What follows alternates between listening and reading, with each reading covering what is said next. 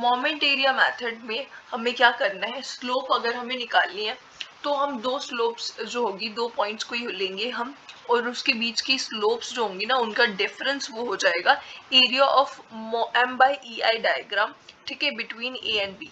अब ए और B point के बीच में हम स्लोप निकाल रहे थे, इन दो पॉइंट्स के बीच में area of m by E I diagram जो होगा वो हम निकाल लेंगे, वो सिंपली हमारी इन स्लोप्स के बीच का डिफरेंस हो जाएगा।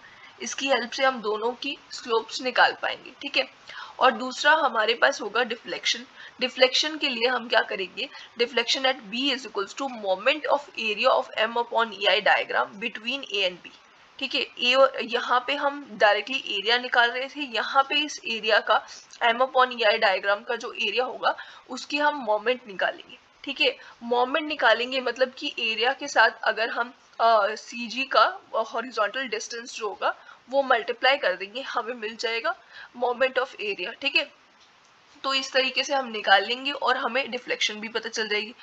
तो सबसे पहले ये क्वेश्चन दिया हुआ है, यहाँ पे हमें निकालनी है डिफ्लेक्शन फॉर कैंटिलीवर बीम, ठीक है। फ्री एंड पे हमें बी एंड जो है इस पे निकालनी है। इस तरीके से ये कैंटिलीवर है जिसके यहाँ पे हमें फ्री एंड पे दी हुई है एक मोमेंट।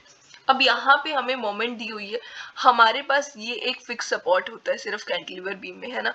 तो हम यहाँ पे इसके ऑपोजिट में मोमेंट लगा देंगे, ठीक है। और यहाँ पे कुछ भी जो रिएक्शन होगी सपोर्ट रिएक्शन नहीं आएगी, ठीक है। तो ये यहाँ पे इसकी अगर हम बेंडिंग मोमेंट डायग्राम बनाएंगे ना वो इस तरीके से बनेगी, जो एम डायग्राम होगी वो इस तरीके से बनेगी, ठीक है। और ये जो है एंटी क्लॉक, यहाँ से क्लॉकवाइज है राइट साइड पे और लेफ्ट साइड पे एंटी क्लॉकवाइज है, मतलब ये लेफ्ट साइड पे एंटी क्लॉकवाइज मतलब नेगेटिव, राइट साइड पे क्लॉकवाइज मतलब नेगेटिव, मतलब ये पूरी जो बीम है ये नेगेटिव होगी, ठीक है। यहाँ से ये नीचे m टाइम्स नीचे गया, फिर उसके बाद ये स्ट्रेट चला और फिर उसके बाद m टाइम्स ऊपर आके यहीं पे ज्वाइन कर गया। तो मतलब इस तरीके से बना दी हमने, ये आ गई हमारी m डायग्राम। अब हम m अपॉन जो ई आई डायग्राम है वो कैसे बनाएंगे, यही वाली डायग्राम को हम क्या करेंगे, m को हम ई आई से डिवाइड कर देंगे। अब हम किसी चीज से इसको डिवाइड कर रहे हैं तो कॉमन सी बात है इसकी जो डेप्थ होगी ना वो डिक्रीज कर जाएगी। ये वाली जो डेप्थ होगी ये m जो होगा यहाँ पे m अपॉन ई आई जो इसकी डेप्थ है इससे कम होगी बस सिंपली, और बाकी तो डायग्राम सेम ही रहे, ठीक है। ये हमारी डायग्राम होगी m upon E I diagram. अब हमें निकालनी है फ्री एंड पे डिफ्लेक्शन क्वेश्चन के अकॉर्डिंग। हम क्या करते हैं, हम यहाँ पे दोनों चीजें निकाल लेते हैं। हम यहाँ पे पहले तो स्लोप निकाल लेते हैं। अगर हमारे पास सपोज ये ए पॉइंट है और ये बी पॉइंट है, ठीक है, फ्री एंड जो है वो बी पॉइंट है, तो theta B minus theta A क्या हो जाएगा हमारे पास, area of M upon E I diagram, ठीक है। इस वाले पोर्शन के अंदर जो आएगा, ए और बी पोर्शन के अंदर जितनी भी M by E I diagram आएगी जो कि इस केस में पूरी ही हो जाएगी, वो हमारी हो जाएगी यहाँ पे स्लोप का डिफरेंस, ठीक है। तो यहाँ पे ये हो जाएगा m अपॉन ई आई और इसकी लेंथ, टोटल लेंथ जो है वो l है, ठीक है। ये यहाँ पे कैपिटल L है तो कैपिटल L लिख देते हैं, ठीक है। इस तरीके से हो गया और इसके साथ हमने L को मल्टीप्लाई कर दिया तो हमारे पास आ गया ना एरिया। अब यहाँ पे एक चीज याद रखने हैं कि ये जो डिफ्लेक्शन हो स्लोप होगी फ्री, जो हमारा फिक्स सपोर्ट होता है उस पे स्लोप 0 होती है, तो ये 0 हो जाएगा।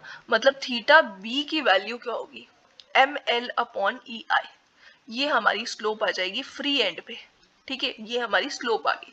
अब हम क्या करेंगे, हम डिफ्लेक्शन निकालेंगे फ्री एंड पे।